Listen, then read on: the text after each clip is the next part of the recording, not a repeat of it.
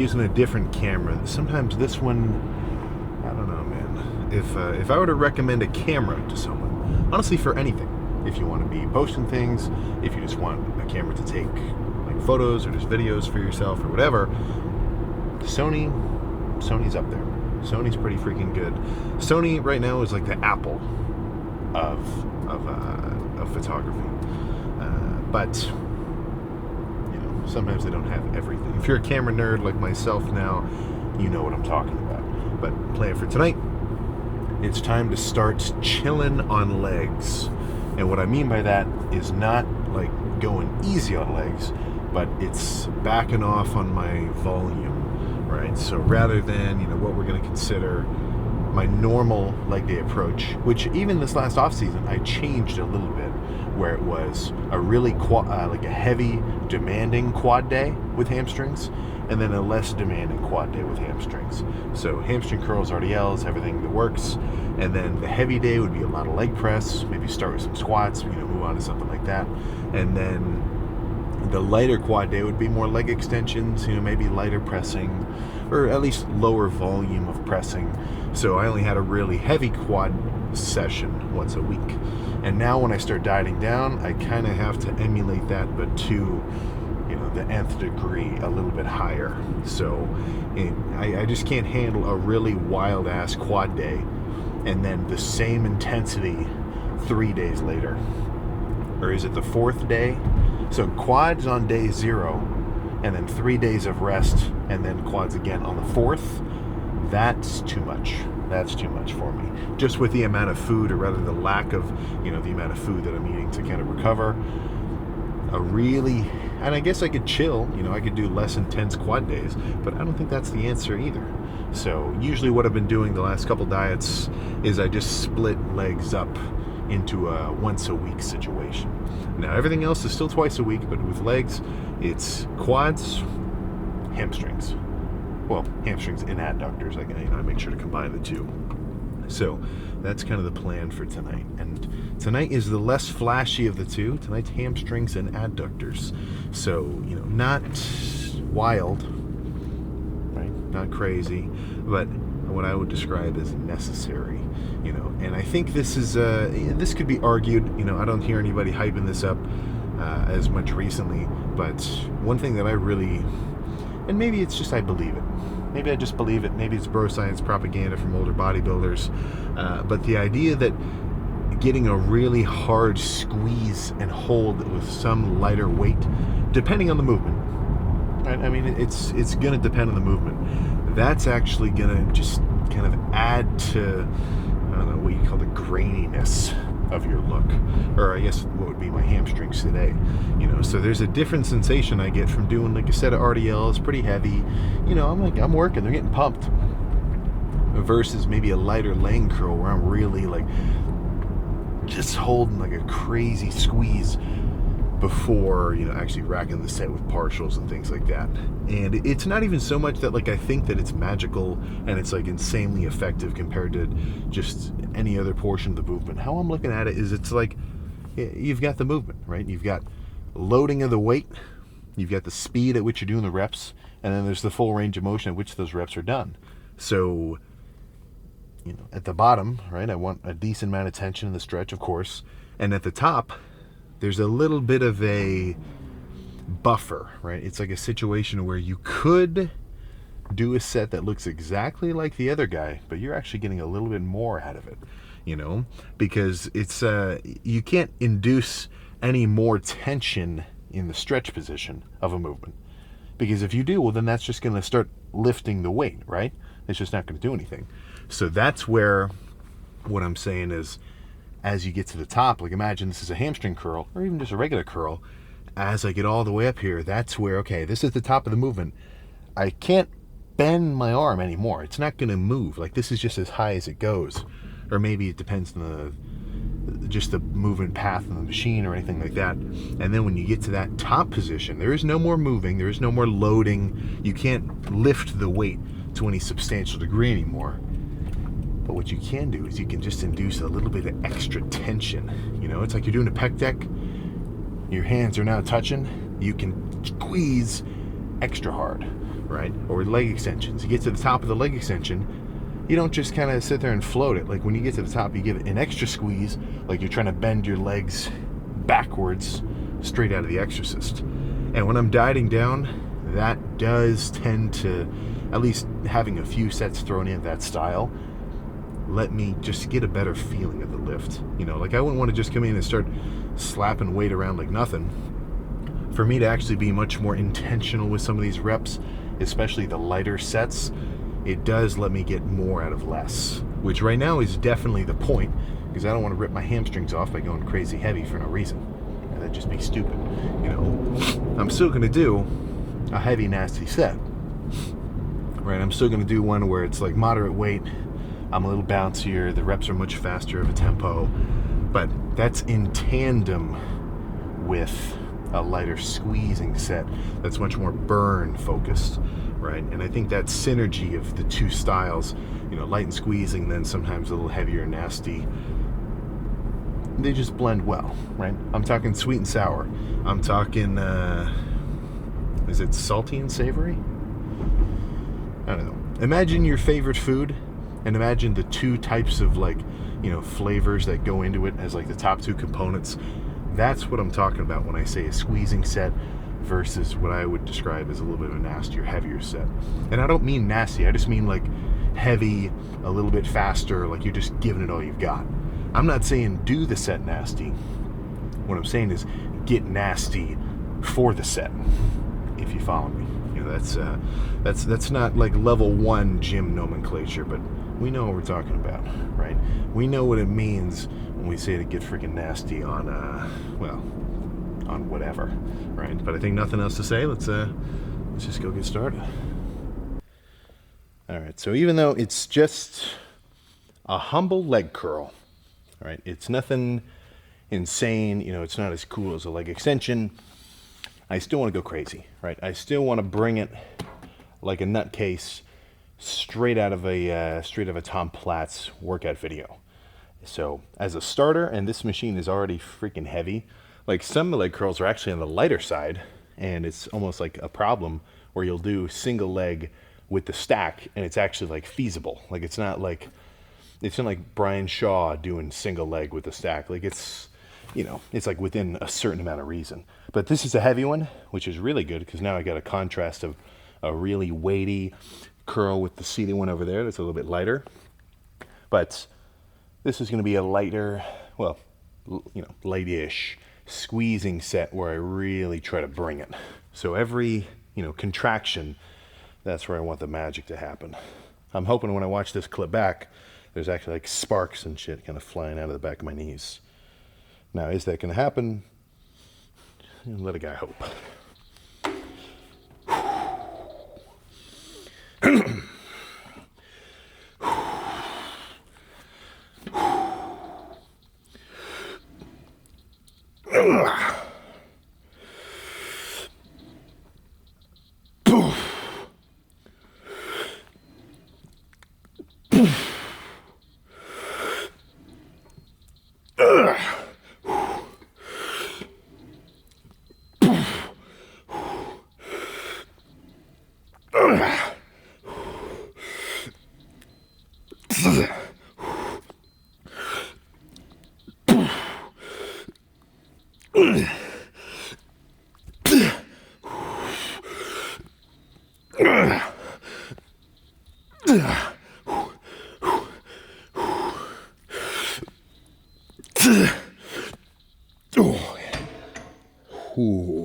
Okay.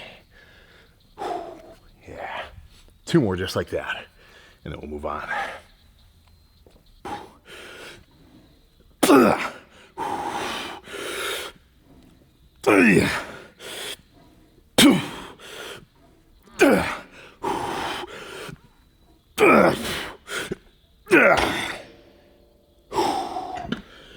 Okay, 1 more. Whew. And with these ones, I'm trying not to do like dirty partials. Like by the time I really can't get a full rep, I still want to just bring it as high as I can, kind of controlled until I can't move it. Now I might do some dirty partials later, but not for this movement to start.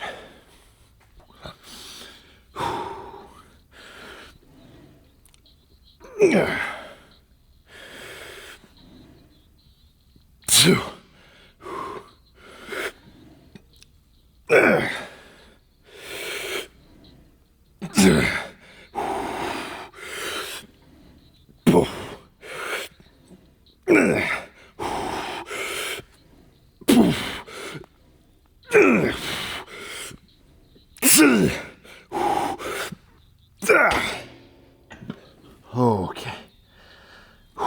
Whoa, let's do some laying curls. I mean, let's do some seated curls. That was enough of those. Yeah, let's just say they're feeling pumped already. That's only 3 movements. Or 3 sets of 1 movement, rather. Not too heavy. The stack goes up to 300. 250 will work right here. And out of every leg curl, this seated one specifically, I mean, shit, it's up there for me. I like the weight. I like that it can get really heavy. The strength curve is cool, so you never feel like in a negative when your legs are straightening. I never feel like they're just gonna keep going and like bend in half. And I can just get into it. So it's not that it's a perfect machine, it's that I match it well. You know, some guys with different limb lengths, they might not like this. They might love that laying curl and wouldn't even want to touch this. But this will be different from those because this is a bit heavier and a little bit faster pace toward failure. So instead of very selective jabs, this is more of a barrage. This is more of a haymaker body blow approach, which sometimes works. And in this context, I really like it.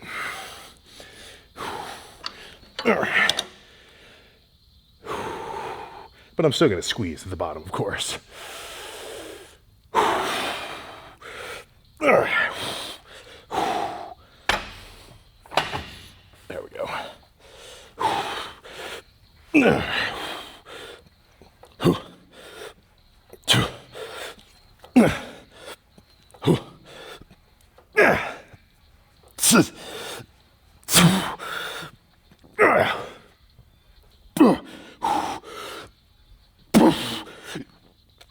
Okay. Okay. One more like that, and then I might have to change the style.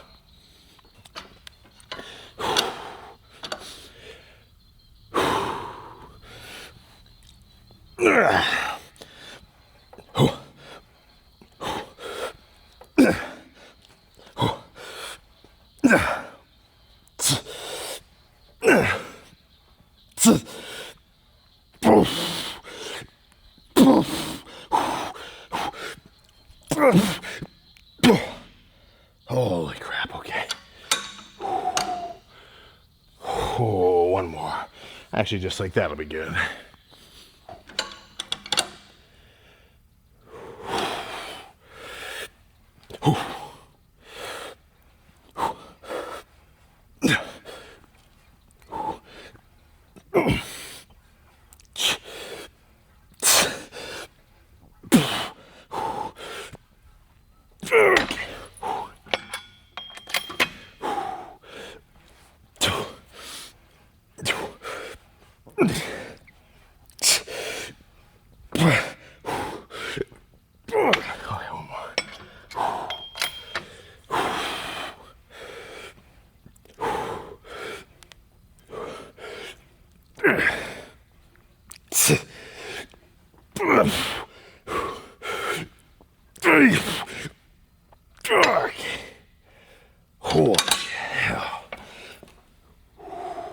Okay, I think that's enough.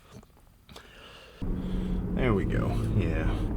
All done. A little bit of a later one, and not the wildest in terms of subjective look, right? But let's take those exact same 6 sets and instead turn them into chest movements. Whoa. Now all of a sudden that workout seems a lot cooler, right? And that's because we've got unconscious bias to like cool ass muscle groups. I'm talking arms, chest, shoulders, back is up there, but really arms, chest, and shoulders, those are the top 3, right? Those are the big 3 of muscle groups, at least in a complementary sense,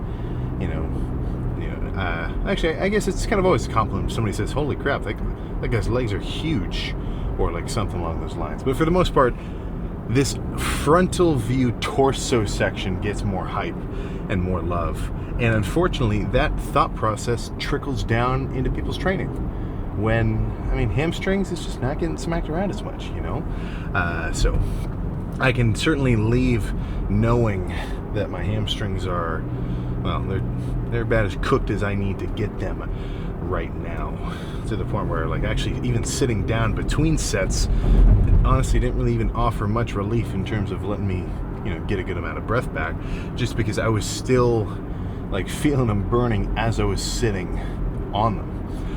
But either way, that'll save me for a good quad day come the next leg session. So that means that tomorrow is chest. Tomorrow is going to be chest. But there's going to be a new gym tour. There's going to be a gym update in the semi-near future. I got some extra stuff I want to kind of juice it up with, give it a little bit more flair. Plus, I am missing a few pieces of equipment. I do need an adductor. Well, actually, that's not true. I don't need an adductor. But I would like an adductor, just so I can kind of, you know, keep the thickness between my legs as big as it already is now, and then in the next off season build it up extra. But honestly, some pieces of equipment, I mean, you know, if you're complaining that your gym doesn't have something, there is an argument to be made about having some things at the crib, right? Having some things at the crib. I'm talking cardio bike in the basement. I got mine set up. It's pretty grungy because it's clean, like concrete, everything, but it's not a finished basement. So it just looks like the bike itself just looks nuts sitting down there, right? But honestly, that in a calf machine, like a seated calf with a couple plates, that'd be good. That would be a solid ass freaking setup, purely due to the fact that it's like, well, you can just camp out and bust out some calves like nothing, you know?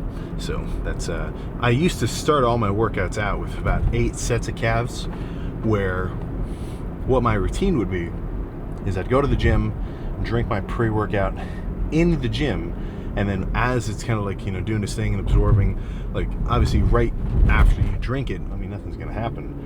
Then sit there and do calves and then start the real lift. So I don't feel like my calves are lacking in any way. I just took I took my own kind of, there's not really much of a hamstring pose down that you can do, but I got my own little like selfie style back of the hamstring legs calf shot.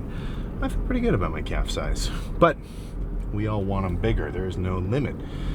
There's absolutely no freaking limit.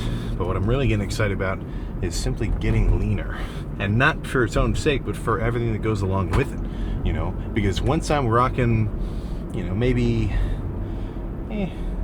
once I get to the 240 range, I'm already going to be feeling kind of dangerous, and then getting even lower into the 230s, like low 230s, that's freak factor weight, at least for me, you know, in terms of walking around flat but still hydrated. That's going to be a nasty Sam. Once we see Sam in the 230s, I'm going to be excited.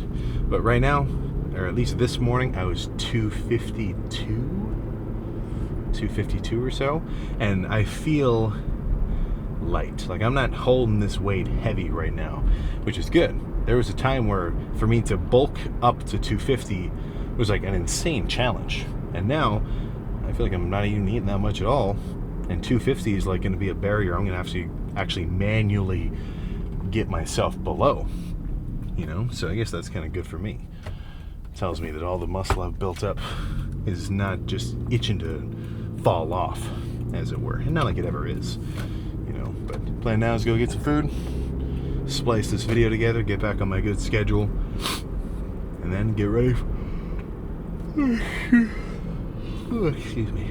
get ready for some chest tomorrow.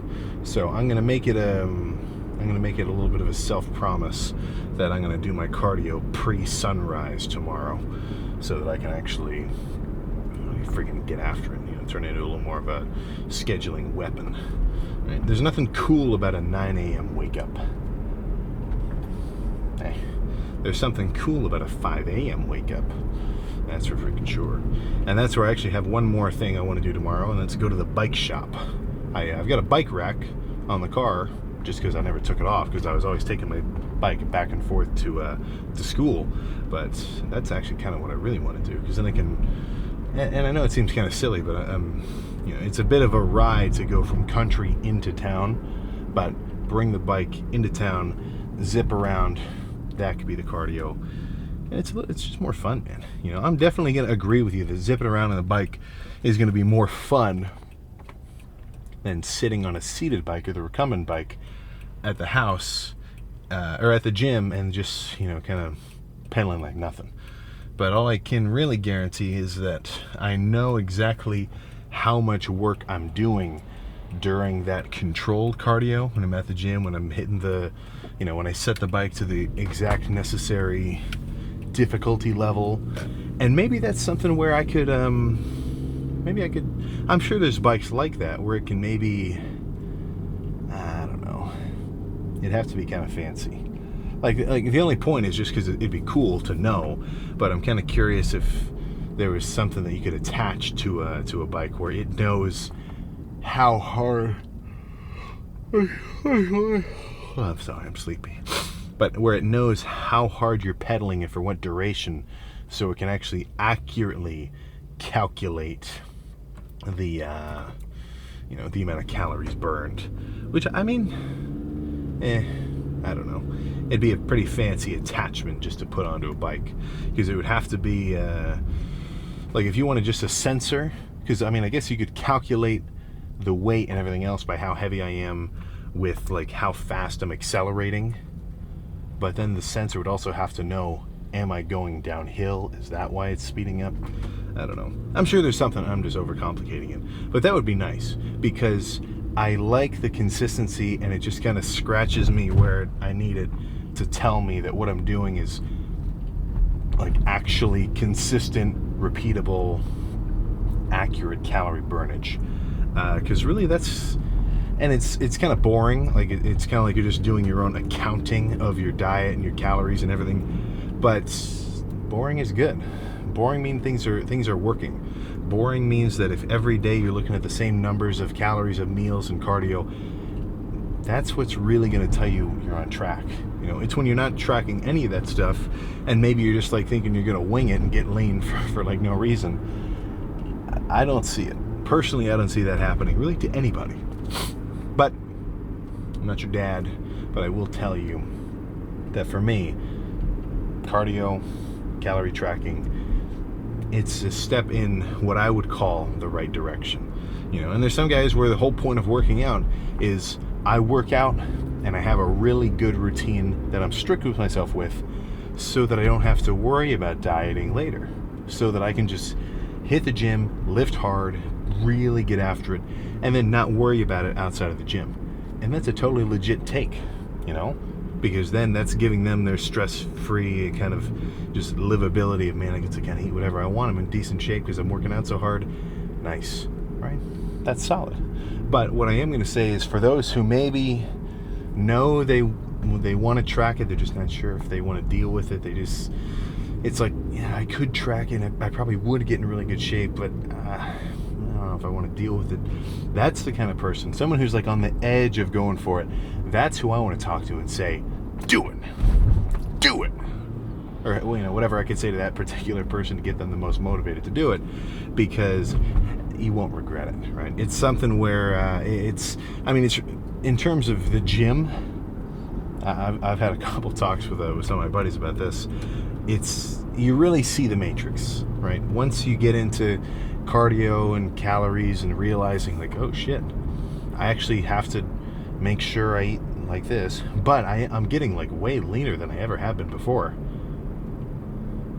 Holy shit, this freaking works. Like little things like that.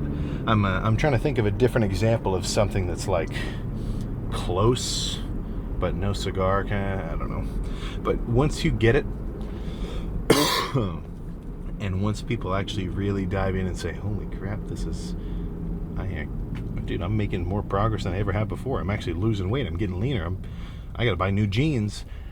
It's hard to go back, because then you actually like realize, maybe not the power you have, but you realize like your ability to influence your body's composition. And it's not not the craziest thing in the world to do. You know, it's not easy, I would never say that, but it's not like, you know, astronaut difficult. As hard as it is just looking in the pantry, saying that you kind of want to eat something, and fighting kind of the the urge, whilst knowing no one is gonna freaking smack your hand away, right?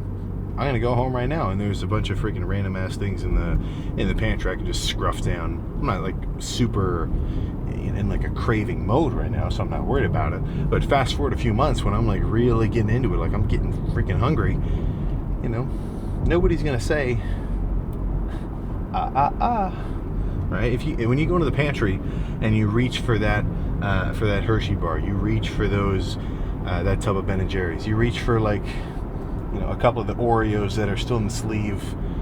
A bunch of them are already eaten. Nobody's gonna know it was you, right? You're not gonna have like a little game menu character pop up and say, that's not actually what you want to do. Like, you're going to go for it, right? And that's the hard part. That's really as hard as it is. And if you can get over that little hump on the regular and basically say to yourself, I'm not going to eat that. I like to give myself a little bit of like a chip on my shoulder kind of mentality where I'm like, I don't need to eat that right now. Screw that. I'm locked in. I still want to eat it, but I say that to myself because it makes, it gets me back on track, knowing like that's not what my goal is. This is the whole point of why I'm doing this. Make yourself feel cool for doing it. That's kind of my thought process. But everybody's going to have their own logic. But as long as you kind of try tracking everything, maybe ask or watch different people for different tips on how to do it, you should start to get a gist of how you can actually go about it in a way that'll actually work for you. But that's pretty much all I can say. Hamstrings are still tender, and I know they'll be really, well, not like insanely sore, but I'm going to be feeling them tomorrow. So when I do the seated bike, I'm definitely going to be a little more quad biased, because you can almost leverage your hamstrings a little bit and give your quads a break on the bike, because instead of like pushing the pedals forward, you kind of pull them back up in the bottom. If any of you guys have dabbled in like if you're a cyclist, then you know what I'm talking about there. But yeah, I'll definitely be hitting more of a quad focused cardio session tomorrow. But other than that, let's just try to go to bed early and get a good ass lift in by that. So I'll see you tomorrow.